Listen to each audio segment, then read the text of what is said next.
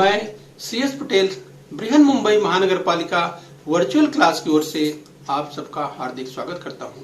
बच्चों, वैश्विक महामारी के चलते इस वर्ष पठन पाठन का कार्यक्रम प्रभावित हो रहा है। ऐसे में हमारी बृहन मुंबई महानगर पालिका ने प्रत्येक विद्यार्थी तक ऑनलाइन शिक्षण पहुंचाने की व्यवस्था की है। तो आइए बच्चों शुरू करते हैं। तो बच्चों, पूर्व उच्च प्राथमिक शिष्यवृत्ति परीक्षा कक्षा 5वीं की हम बात कर रहे हैं और बच्चों आज का विषय है बुद्धिमत्ता जांच यानी इंटेलिजेंस टेस्ट। और बच्चों आज का घटक है 11.2 सामाजिक बुद्धिमत्ता। विशेष प्रकार के प्रश्न है। सामाजिक बुद्धिमत्ता से संबंधित बच्चों आज हम लोग जानकारी प्राप्त करेंगे और बच्चों इससे संबंधित अभ्यास भी करने वाले हैं। तो बच्चों, मैं CS Patel virtual training centre MCGM Mumbai से। आइए बच्चों आगे बढ़ते हैं।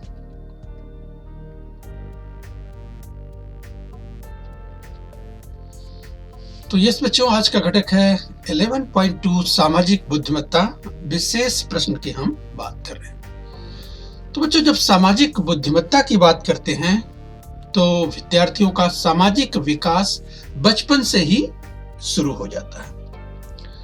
घर, परिसर और स्कूल में नेतृत्व, सहयोग, जिम्मेदारी आदि गुणों का विकास होता रहता है। यात्राएं, त्योहार, समारोह, श्रम, राहत कोष, प्राकृतिक संसाधन, पुरावशेषों का संरक्षण और संवर्धन, कतार में अनुशासन, कक्षा में अनुशासन, स्वच्छता आदि का सामाजिक कल्याण के संदर्भ में किस बच्चों विचार पूर्वक व्यवहार आवश्यक है। तो हमें ध्यान रखना है बच्चों, जब हम बात करते हैं, जो हम सीखते हैं, ये सामाजिक बुद्धिमत्ता की बात करते हैं, तो समाज में हमारा जो सकारात्मक दृष्टिकोण यानी समाज के प्रति हमारा जो सकारात्मक दृष्टिकोण होता है, यानी किस तरह से जो सामाजिक गुणों का विकास इस विद्यार्थियों के अंतर्गत होता रहता है।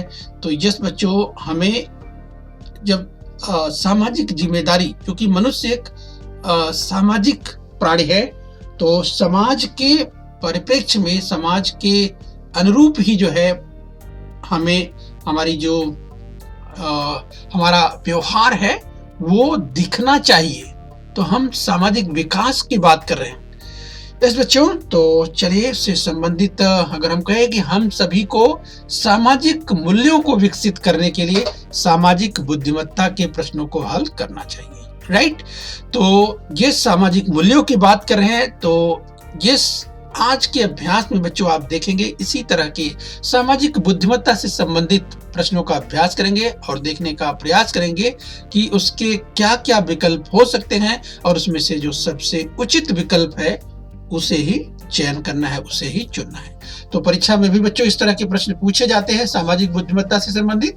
तो आइए बच्चों हम आगे बढ़ेंगे और अभ्यास करेंगे सामाजिक बुद्धिमत्ता से संबंधित प्रश्नों को देखने वाले हैं। तो चलिए पहला प्रश्न आपके सामने आ चुका है। विद्यालय में विज्ञान मेले का आयोजन किया गया। यस बच्चों, विज्ञान मेला यानी साइंस फेयर की बात कर रहे हैं। आपके पास स्वयं सेवक की जिम्मेदारी है, आप क्या करेंगे? तो चलिए बच्चों, स्कूल में यानी विद्यालय में विज्ञान मेले का आयोजन किया गया है और आपको स्वयं सेवक के रूप में जिम्मेदारी दी गई है। तो आप क्या करेंगे? तो चलिए यहाँ पर देखिए जो पर्याय दिया है बच्चों, 4 पर्याय दिया है और इन्हीं 4 पर्यायों में से, इन्हीं 4 विकल्पों में से आपको एक उचित विकल्प चुनना है, राइट। तो चलिए हम पॉइंटर की मदद से आपको पॉइंट आउट करते हुए चलेंगे, राइट। तो आप क्या है, एक समझ लीजिए कि स्वयं सेवक के रूप में आपको जिम्मेदारी दी गई है। तो विज्ञान मेला कहाँ है? विद्यालय में। चलिए आपके विद्यालय में ही जो है विज्ञान मेले का आयोजन किया गया है जिसमें आपको स्वयं सेवक की जिम्मेदारी दी गई। सबसे पहले बच्चों प्रश्न को ध्यान से पढ़ना है, ये प्रश्न आपको समझ में आना चाहिए। इसके बाद आप पर्यायों की ओर देखेंगे। तो चलिए, आप स्वयं सेवक है, आपकी जिम्मेदारी क्या है आपको अच्छी तरह से पता है, बता दिया गया है। तो आप क्या करेंगे ऐसे में? पहला पर्याय दिया है दूसरों पर रोब झाड़ेंगे।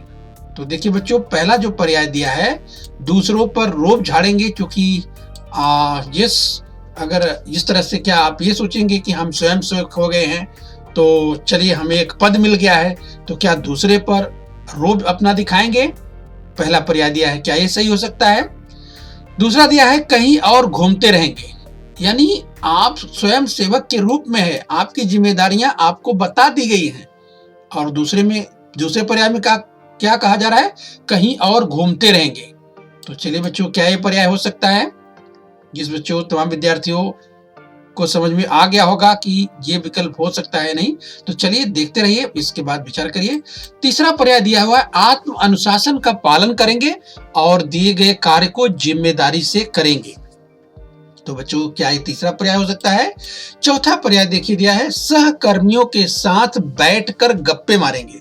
तो क्या आप स्वयं सेवक हो गए हैं, यानी स्वयं सेवक के रूप में आपको जिम्मेदारी दी गई है, यानी एक प्रकार से इंग्लिश में इसे वॉलंटियर कहते हैं, तो आप वॉलंटियर के रूप में है, स्वयं सेवक है, तो क्या अपने साथ के जो और भी विद्यार्थी मित्र हैं उनके साथ बैठकर गप्पे मारेंगे? राइट, तो मुझे लगता है कि आप लोगों ने इसमें से सही विकल्प, जो सबसे उचित विकल्प है, वो चुन लिया होगा। तो पहला विकल्प था दूसरों पर रोब झाड़ेंगे, चलिए बच्चों ये भी उचित नहीं होगा। कहीं और घूमते रहेंगे, ये भी उचित नहीं है। तीसरा, आत्म अनुशासन का पालन करेंगे और दिए गए कार्य को जिम्मेदारी से करेंगे, यस बच्चों यही पर्याय बिल्कुल सही है। चौथा देख लीजिए, सहकर्मियों के साथ बैठकर गप्पे मारेंगे, बिल्कुल नहीं हो सकता। इस तरह से तीसरा पर्याय बिल्कुल सही है, तो बच्चों उसे बॉल पॉइंट पेन से अच्छी तरह से रंग दें। ठीक है बच्चों, तो बुद्धिमत्ता, ये सामाजिक बुद्धिमत्ता की बात कर रहे हैं। सामाजिक बुद्धिमत्ता से संबंधित जो प्रश्न होंगे बच्चों परीक्षा में पूछे जाएंगे, वो इसी तरह के रहेंगे। उनमें आपको जो 4 विकल्प दिए रहेंगे, बहुत सावधानी से, ध्यान से, जो सबसे उचित विकल्प है, उचित पर्याय है, वही आपको खोजना है, तलाश करना है, वही आपका सही उत्तर होगा। दूसरा प्रश्न आपके सामने आ चुका है, यदि आप प्राचीन वस्तुओं के संग्रहालय में जाएंगे तो आप क्या करेंगे? तो चलिए बच्चों, यहाँ पर प्रश्न में क्या दिया गया है? प्राचीन वस्तुओं के संग्रहालय की बात कही जा रही है कि आप प्राचीन वस्तुओं के संग्रहालय, यानी बच्चों म्यूजियम में, ये इंग्लिश में उसे म्यूजियम कहते हैं, तो अगर आप प्राचीन वस्तुओं के संग्रहालय में यानी म्यूजियम में जाएंगे तो आप क्या करेंगे? देखिए यहाँ पर 4 पर्याय दिए हुए हैं और इन्हीं 4 पर्यायों में से आपको एक उचित पर्याय चुनना है। पहला पर्याय दिया है, मैं निर्देशों का पूरी तरह पालन करूंगा, जो भी निर्देश दे रहेंगे उनका पालन करूंगा। दूसरा है, हर वस्तु को स्पर्श करेंगे, यानी छुएंगे। तीसरा है, निरीक्षण या जानकारी न लेकर दोस्तों के साथ गप्पे मारता रहूंगा, क्या आप ये करेंगे? या चौथा दिया है, मैं वस्तुओं का मजाक उड़ाऊंगा। तो बच्चों, आपके हिसाब से क्या हो सकता है? सबसे उचित पर्याय क्या हो सकता है? तो तमाम विद्यार्थियों ने समझ भी लिया होगा, राइट। तो आइए देख लेते हैं। पहला पर्याय, मैं निर्देशों का पूरी तरह पालन करूंगा, राइट बच्चों बिल्कुल सही है, निर्देशों का पालन करना ही है, यस। तो पहला पर्याय बिल्कुल सही है, उचित है। लेकिन आप चेक करिए, दूसरा क्या है, हर वस्तु को स्पर्श करेंगे। बच्चों, वहां पर सूचना दी गई रहती है म्यूजियम में कि वस्तुओं को स्पर्श नहीं करना है, छूना नहीं है, तो बच्चों उसे नहीं छूना है, इसलिए ये भी पर्याय अर्थात दूसरा पर्याय गलत है। तीसरे में देखिए क्या दिया है, निरीक्षण या जानकारी न लेकर दोस्तों के साथ गप्पा मारता रहूंगा, ये बच्चों बिल्कुल नहीं उचित है। और चौथा है, मैं वस्तुओं का मजाक उड़ाऊंगा, बिल्कुल गलत है, ये भी नहीं हो सकता। तो देखिए बच्चों, पहला जो पर्याय है, मैं निर्देशों का पूरी तरह पालन करूंगा, यही पर्याय बिल्कुल सही है, राइट। तो चलिए इसे ही बॉल पॉइंट पेन से अर्थात पहले ही पर्याय को बॉल पॉइंट पेन से रंग देना है। तो इस तरह से बच्चों आपका दूसरा प्रश्न बिल्कुल सही हो जाता है। आइए बच्चों, तीसरा प्रश्न इसी क्रम में हम आगे बढ़कर देख लेते हैं। तीसरा प्रश्न ध्यान से देखिए, स्कूल छूटने के बाद आपकी पानी की बोतल में पानी बच गया है, तो आप क्या करेंगे? तो चलिए बच्चों, प्रश्न आपने ध्यान से समझ लिया होगा। स्कूल छूटने के बाद, तो चलिए बच्चों, आपने पढ़ाई पूरी कर ली और बच्चों अब स्कूल छूट चुका है और आपने देखा कि उसमें जो आप पानी की बोतल आपकी है उसमें पानी बचा रह गया है, थोड़ा पानी बचा है, तो आप उस पानी का क्या करेंगे? तो देखिए आपके पास 4 पर्याय यहाँ पर दिए हैं।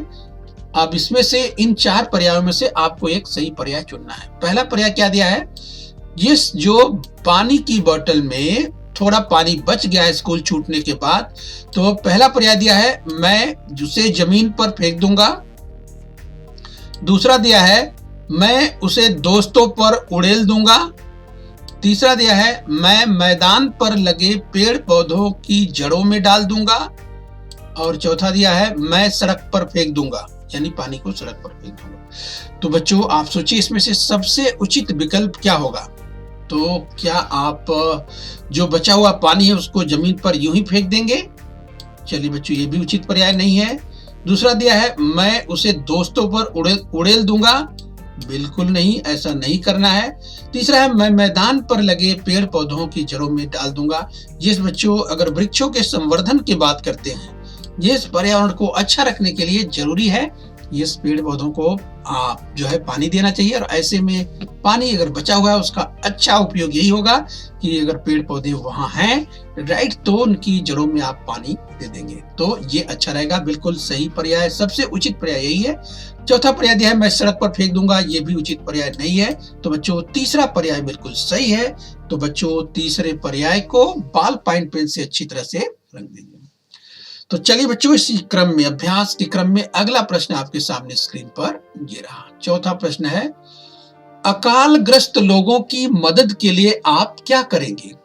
तो चलिए बच्चों, आपके पास 4 पर्याय हैं और इन्हीं 4 पर्यायों में से आपको एक उचित पर्याय, जो सबसे उचित है, वही चुनना है। अकाल ग्रस्त लोगों की मदद के लिए आप क्या करेंगे? राइट, तो पहला पर्याय दिया है मैं टीवी पर सूखे की खबर देखता रहूंगा। तो चलिए बच्चों, आप टीवी खोलकर सूखे की खबर अर्थात आप न्यूज देखते रहेंगे। दूसरा दिया है पर्याय मैं समाचार पत्रों में सूखे से संबंधित समाचारों की कतरनों को एकत्रित करूंगा। तो बच्चों क्या आप ये करेंगे? तीसरा पर्याय दिया है दूसरों से मदद के लिए कहूंगा। तीसरा पर्याय दिया है दूसरों से मदद के लिए कहूंगा। और चौथा पर्याय है मैं स्वतः के बचत के पैसे राहत कोष में जमा कर दूंगा। तो बच्चों आप सोचिए कि इन चारों में से सबसे उचित पर्याय कौन सा हो सकता है? तो बच्चों ये तो तमाम विद्यार्थियों ने समझ भी लिया होगा। आइए देख लेते हैं। पहला पर्याय दिया है यस मैं टीवी पर सूखे की खबर देखता रहूंगा। यस बच्चों, टीवी पर सूखे की खबर देखना तो अच्छी बात है, लेकिन केवल आप इसमें लिखा है देखता रहूंगा, यानी इससे पता चलता है केवल खबर देखने की ही बात कही जा रही है, इसलिए सबसे उचित विकल्प ये नहीं हो सकता। दूसरा दिया है मैं समाचार पत्रों में सूखे से संबंधित समाचारों की कतरनों को, अर्थात जो कटिंग करके जहां जहां सूखे से संबंधित समाचार है उसको कटिंग करके रख लूंगा। चलिए ये भी तो ठीक है, काम करना चाहिए, लेकिन इन चारों में सबसे उचित पर्याय ये भी नहीं है। हम सबसे उचित पर्याय की बात कर रहे हैं। दूसरों से मदद के लिए कहूंगा। तो चलिए बच्चों, अच्छी बात है, दूसरों से मदद के लिए आप कहेंगे कि भाई अकाल पड़ गया है और ऐसे में लोगों को आगे आना चाहिए, ये भी अच्छी बात है, लेकिन सबसे उचित पर्याय ये भी नहीं है। तो सबसे उचित पर्याय क्या है बच्चों? चौथा देखिए दिया है मैं स्वतः के बचत के पैसे राहत कोष में जमा कर दूंगा। यानी बच्चों अगर कुछ पैसे आपने ये जमा करके रखे हैं, थोड़े पैसे आपके पास हैं, राइट, तो बच्चों ऐसे में राहत कोष में अगर जमा कराने की बात कही जा रही है जिस बच्चों, तो इस राहत कोष के माध्यम से जो अकालग्रस्त लोग हैं उनकी मदद हो पाएगी।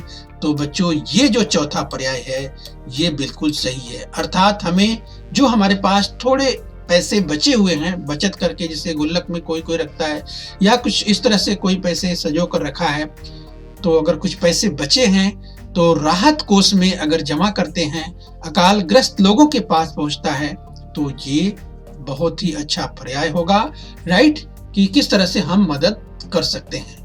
तो ये चौथा पर्याय बिल्कुल सही है बच्चों, तो इसे बॉल पॉइंट पेन से रंग दीजिए। आइए बच्चों, इसी क्रम में अगला सवाल और देख लेते हैं। चलिए 5वां प्रश्न ध्यान से देखिए, राइट, तो 4 पर्याय मिलते हैं, इन्हीं 4 पर्यायों में से एक उचित पर्याय चुनना है। तो प्रश्न है आप अपने मित्र के साथ बाहर खेलने के लिए निकलने वाले हैं, राइट, चलिए अपने दोस्त के साथ आप बाहर खेलने के लिए जाने ही वाले हैं। तभी आपने देखा कि आपकी पड़ोस की चाची दवा लेने के लिए बाहर जाने वाली है। उनके घर में एक बीमार दादी है। आप क्या करेंगे ऐसे में? तो बच्चों यहाँ पर आपने देखा कि आप मित्र के साथ खेलने के लिए बाहर निकलने वाले हैं, लेकिन तभी आपने देखा कि पड़ोस की चाची दवा लेने के लिए बाहर जाने वाली है और बच्चों उनके घर में एक बीमार दादी है। तो ऐसे में आप क्या करेंगे? देखिए यहाँ पर 4 पर्याय दिया है, इन चारों पर्यायों को देख लेते हैं। पहला पर्याय क्या है? मैं चाची से कहूंगा कि मेरे पास समय नहीं है। यानी एक प्रकार से यहाँ पर चाची कुछ मदद लेना चाह रही है, राइट? तो तो आप क्या कहेंगे कि मैं चाची से कहूंगा कि मेरे पास समय नहीं है, क्योंकि आप मित्र के साथ खेलने जा रहे हैं। दूसरा, आइए चारों पर्यायों को देख लेते हैं। पहले दूसरा पर्याय देखिए, मैं पड़ोस की दादी के बगल में बैठकर उनकी देखभाल करूंगा और चाची को बाहर से दवा लाने के लिए कहूंगा। तो चलिए बच्चों, दूसरा पर्याय ये दिया है। तीसरा पर्याय देखिए, चाची से कहूंगा कि घर को बाहर से ताला बंद करके जाइए। बच्चों ध्यान रखिए, घर में एक बूढ़ी बीमार दादी है, यस, वृद्ध हैं और बीमार भी हैं। तो क्या आप चाची से कहेंगे घर को बाहर से ताला बंद करके चले जाइए? चौथा पर्याय क्या दिया है? दोस्तों के साथ खेलने के लिए निकल जाऊंगा, बिल्कुल नहीं रुकूंगा। इससे ये पता चलता है। तो बच्चों यहाँ पर 4 पर्याय दिया हुआ है। तमाम विद्यार्थियों ने सोच भी लिया होगा कि सबसे उपयुक्त पर्याय क्या हो सकता है। तो देखिए, पहला पर्याय, मैं चाची से कहूंगा कि मेरे पास समय नहीं है, राइट? तो चलिए बच्चों, ये भी बिल्कुल उचित पर्याय नहीं है। अगर कोई बीमार है, आपका पड़ोसी, देखिए एक वृद्ध हैं, बीमार हैं और यूं देखा आपने कि जो पड़ोस की चाची है वो दवा बाहर लेने के लिए जा रही है। ऐसे में जो बीमार दादी हैं वो घर में अकेली पड़ जाएंगी और ऐसे में उनकी मदद की जरूरत है। तो अगर कुछ आप समय दे सकते हैं तो अच्छी बात होगी। तो देखिए दूसरा पर्याय दिया है, मैं पड़ोस की दादी के बगल में बैठकर उनकी देखभाल करूंगा। यानी चलिए यहाँ पर, और चाची को बाहर से दवा लाने के लिए कहूंगा, क्योंकि चाची के पास उनको मालूम है कि दवा कौन सी लानी है, कैसे लानी है। तो इसीलिए चाची अगर लेने के लिए जा रही हैं दवा, तो मैं क्या करूंगा? मैं दादी के पास बैठकर, जो बीमार दादी हैं, बैठकर उनकी मदद करूंगा, उनकी देखभाल करूंगा। तो चलिए ये बच्चों विकल्प, यस, आपको कैसा लग रहा है? ये विकल्प बिल्कुल सही है और सबसे उचित है। क्योंकि तीसरे पर्याय में देखिए, चाची से कहूंगा कि घर को बाहर से ताला बंद करके जाइए। बच्चों ये भी पर्याय बिल्कुल सही नहीं है, क्योंकि ताला बंद करके कोई वृद्ध हैं, बीमार हैं, घर में हैं, तो उन्हें बाहर से ताला बंद करके यानी लॉक करके बाहर जाना बिल्कुल उचित नहीं है। तो ये भी पर्याय सही नहीं हो सकता। चौथा दिया है, दोस्त के साथ खेलने निकल जाऊंगा।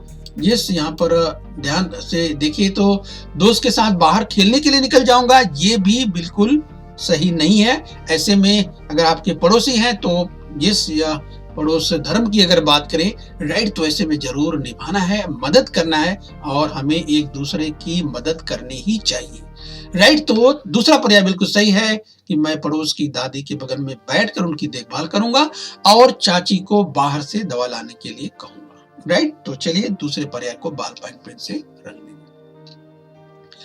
आइए बच्चों, अगला प्रश्न देख लेते हैं। छठवां प्रश्न आपके सामने स्क्रीन पर ये रहा।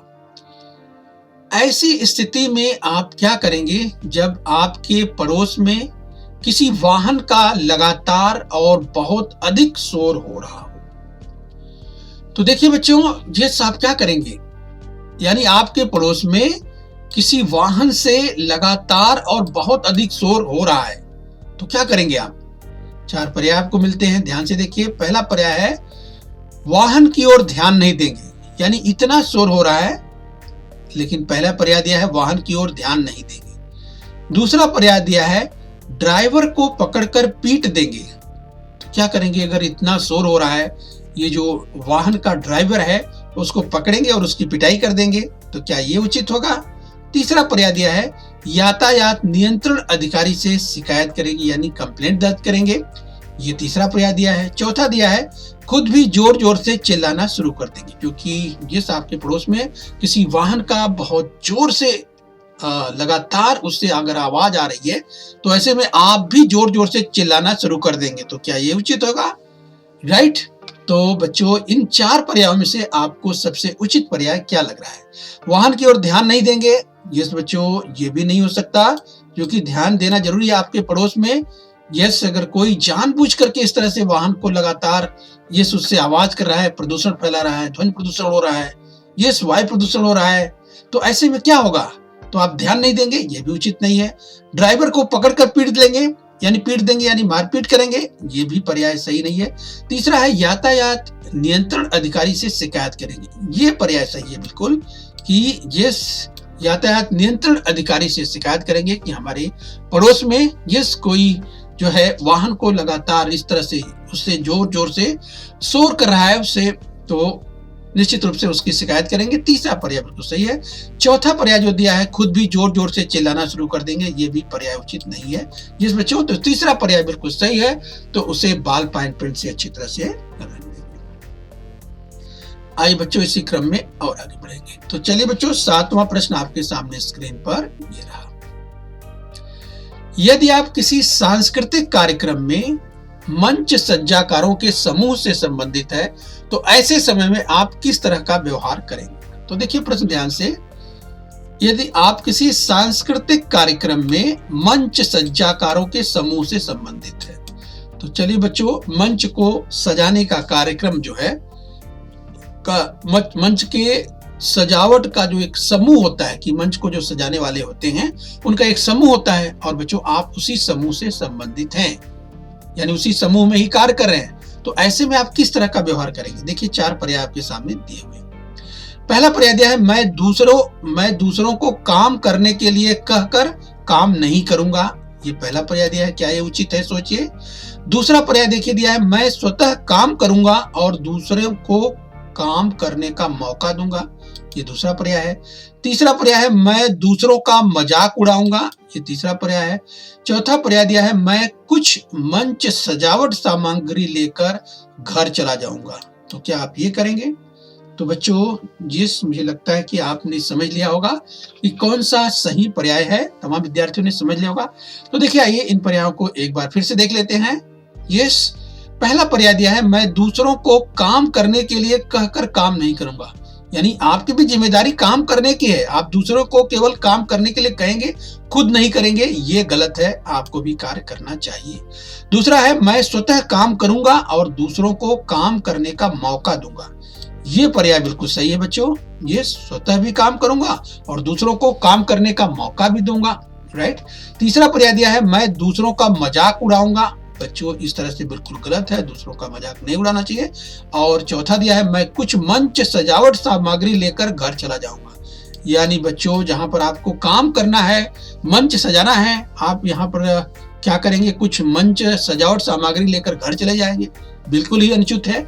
इसलिए बच्चों दूसरा पर्याय बिल्कुल सही है, मैं स्वतः काम करूंगा और दूसरों को काम करने का मौका भी दूंगा, तो दूसरे को बाल पाइन पेन से अच्छी तरह से।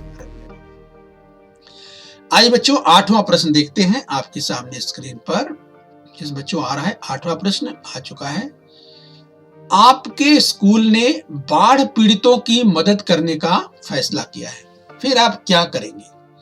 तो चलिए बच्चों ध्यान रखिए प्रश्न में क्या दिया है। आपके स्कूल ने बाढ़ पीड़ितों की मदद करने का फैसला किया है। ये चलिए बच्चों बाढ़ आई हुई है और बाढ़ से बहुत लोग प्रभावित होते हैं, यानी जिन्हें बाढ़ पीड़ित कहते हैं।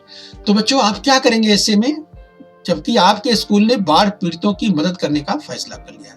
तो पहला प्रयास में दिया है बाढ़ पीड़ितों की मदद के लिए एक संस्था की स्थापना करेंगे और स्वतः फायदा उठाएंगे।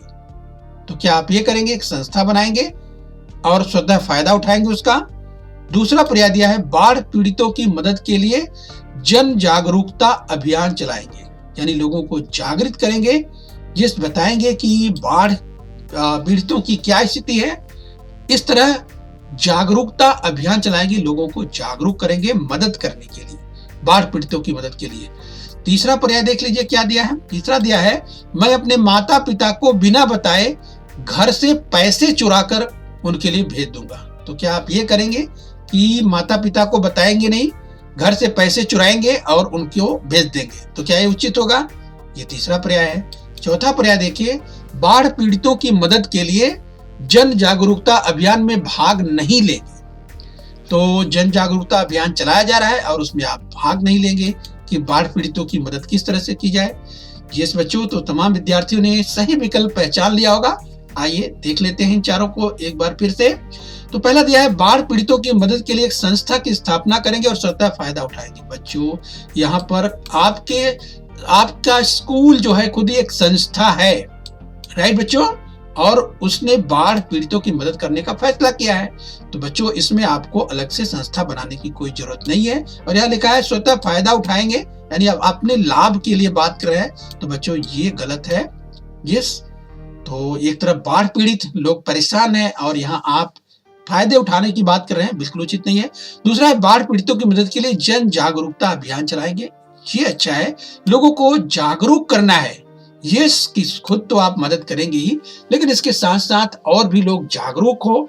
यस, विद्यालय में और भी अधिक बाढ़ पीड़ितों के लिए मदद इकट्ठा की जा सके, इसके लिए जन जागरूकता अभियान चलाएंगे, मदद करेंगे। किसमें? जन जागरूकता अभियान में ये आप सहयोग करेंगे। तो दूसरा पर्याय बिल्कुल सही है बच्चों। तीसरा पर्याय दिया, मैं अपने माता पिता को बिना बताए घर से पैसे चुरा कर उनके लिए भेज दूंगा। बिल्कुल गलत है बच्चों, इस तरह से चोरी करके पैसा चुरा करके ये उचित नहीं है। यस, माता पिता की सहमति जरूरी है। बाढ़ पीड़ितों की मदद के लिए जन जागरूकता अभियान में भाग नहीं लेंगे। यस, ये भी नहीं हो सकता। तो दूसरा पर्याय बिल्कुल सही है बच्चों, तो उसे बॉल पॉइंट पेन से रख दीजिए। आइए बच्चों अगला सवाल देखते हैं। नवा सवाल आपके सामने स्क्रीन पर ये रहा। अगर आप अपने गांव को नशा मुक्त बनाना चाहते हैं तो आप क्या करेंगे? पहला पर्याय दिया है व्यसन के दुष्परिणामों के बारे में लोगों को समझाऊंगा। दूसरा दिया है नशेड़ी को दोष दूंगा। तीसरा दिया है मैं स्वयं व्यसनी लोगों पर क्रोधित होऊंगा। चौथा दिया है नशा मुक्त कार्यक्रम पर ध्यान न दूंगा। तो बच्चों आप सोचिए कि इसमें क्या हो सकता है। पहला दिया है व्यसन के दुष्परिणामों के बारे में लोगों को समझाऊंगा। देखिए ये अगर आप अपने गांव को नशा मुक्त बनाना चाहते हैं, आप सोचते हैं कि हमारे गांव में लोग जो है नशा ना करे, किसी प्रकार का जो जिस मद्य सेवन की बात करें या तरह तरह के नशे लोग करते हैं, तो लोग नशा ना करें, नशा मुक्त बनाना चाहते हैं, तो उसके लिए जो व्यसन के दुष्परिणाम होते हैं उसके बारे में लोगों को आप समझाएंगे, बताएंगे। तो बच्चों ये बहुत अच्छा तरीका है। लोग जानेंगे कि व्यसन के कितने बड़े दुष्परिणाम होते हैं, तमाम प्रकार की समस्याएं होती हैं, लोगों का जीना मुश्किल हो जाता है, परिवार उजड़ जाता है। जब ये समझेंगे तो धीरे धीरे व्यसन को छोड़ देंगे। दूसरा दिया है नशेड़ी को दोष दूंगा। ये बच्चों ये भी नशेड़ी को दोष देना ये बिल्कुल उचित पर्याय नहीं है। तीसरा मैं स्वयं व्यसनी लोगों पर क्रोधित होऊंगा, गुस्सा करके फायदा नहीं है। ये नशा मुक्त कार्यक्रम पर ध्यान न दूंगा, यानी यहाँ पर आपकी ये अगर सहभागिता की बात करें अपने गांव के लिए तो कुछ भी नहीं है, यानी आप ध्यान ही नहीं देने वाले हैं। तो ये भी चौथा पर्याय भी सही नहीं है। पहला पर्याय बिल्कुल सही है, व्यसन के दुष्परिणामों के बारे में लोगों को समझाऊंगा, राइट। तो पहले पर्याय को बच्चों बॉल पॉइंट पेन से अच्छी तरह से रख लेते हैं। चलिए बच्चों 10वां सवाल देख लेते हैं, आपके सामने स्क्रीन पर आ चुका है। जब रफीक ने किशोर को ईद पर आमंत्रित किया तो किशोर को क्या करना चाहिए? 4 पर्याय बच्चों आपको मिलते हैं। रफीक ने किशोर को ईद पर आमंत्रित किया तो किशोर को क्या करना चाहिए? पहला दिया है उसके घर पर जाकर नए नए भोजन का स्वाद चखना चाहिए। दूसरा है निमंत्रण स्वीकार करें लेकिन खाने के लिए दूसरे दोस्त को भेज देना चाहिए। तीसरा है हाँ जरूर आऊंगा कहकर नहीं जाना चाहिए। चौथा उसके घर जाना चाहिए लेकिन खाने से मना कर देना चाहिए। तो बच्चों ये तमाम विद्यार्थियों ने सही विकल्प समझ लिया होगा। ये उसके घर पर जाकर नए नए भोजन का स्वाद चखना चाहिए। ये बच्चों पहला ही पर्याय बिल्कुल सही है। ये आपका मित्र है रफीक। ये तो रफीक ने किशोर को ईद पर आमंत्रित किया है तो किशोर को ये उसके घर पर जाकर नए नए भोजन का स्वाद चखना चाहिए। मित्रता, ये बच्चों तो मित्रता का ध्यान रखना ही चाहिए। दूसरा दिया निमंत्रण स्वीकार करें लेकिन खाने के लिए दूसरे दोस्त को भेज देना चाहिए। ये बच्चों ये भी गलत है। हाँ जरूर आऊंगा ऐसा कहकर नहीं जाना चाहिए, ये भी उचित नहीं है। चौथा है उसके घर जाना चाहिए लेकिन खाने से मना कर देना चाहिए, ये भी उचित नहीं है। तो पहला ही पर्याय बिल्कुल सही है, उसके घर पर जाकर नए नए भोजन का स्वाद चखना चाहिए। तो पहला पर्याय बिल्कुल सही है, उसे बॉल पॉइंट पेन से रंग देना।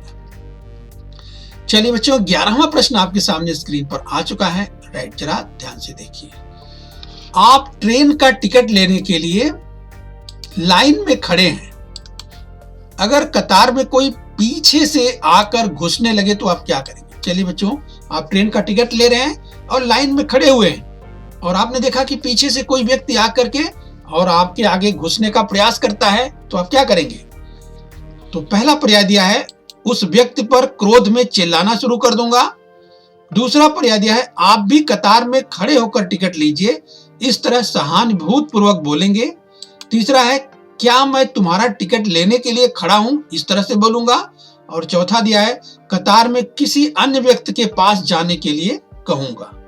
तो यस बच्चों, तमाम विद्यार्थियों ने समझ लिया होगा। उस व्यक्ति पर क्रोध में चिल्लाना शुरू कर दूंगा।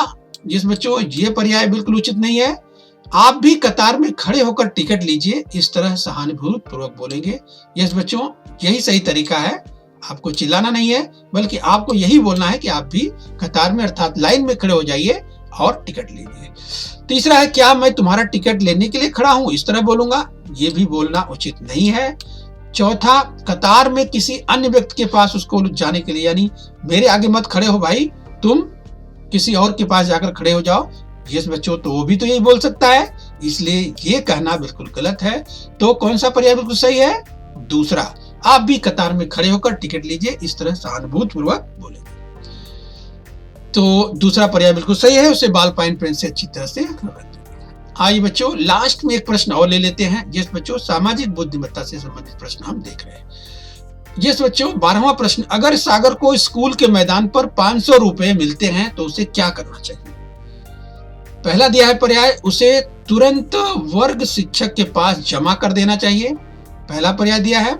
दूसरा दिया है, उसे दुकान पर जाकर गुड़ की चॉकलेट खानी चाहिए। तीसरा दिया है, बिना किसी को बताए अपने पास रख लेना चाहिए।